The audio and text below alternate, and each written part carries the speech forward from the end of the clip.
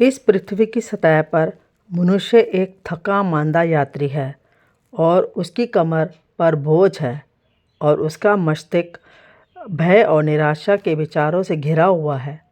उसके पैरों और हृदय में घाव है और वह फिर भी घसीट रहा है क्योंकि वह यह नहीं जानता कि उसकी नीति क्या है।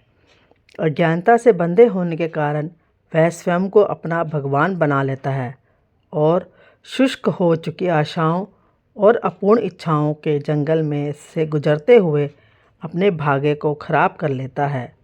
स्वार्थीपन और पाप उसके दुख और कष्ट को असीम जंजीर में बांधकर घसीटते हैं।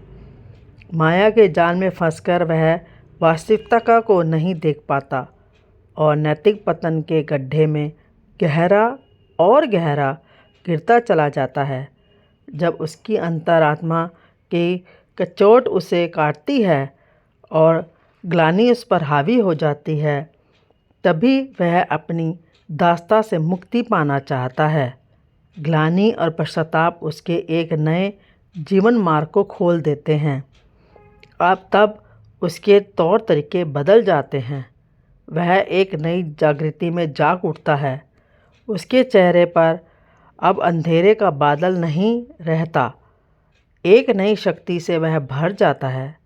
वह आत्मा की शक्ति ही है जिसने अंतरात्मा को जागृत और मुक्त किया है।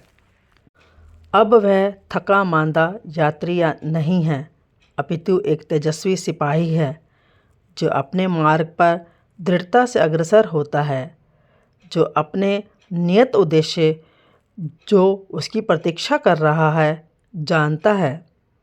अब वह जानता है कि जीवन संग्राम में उसके कवच और हथियार हैं पाप नहीं अपितु पुण्य, स्वार्थीपन नहीं अपितु स्वार्थ रहिता, अहंकार नहीं अपितु अहंकारहीनता, लोभ नहीं अपितु त्याग।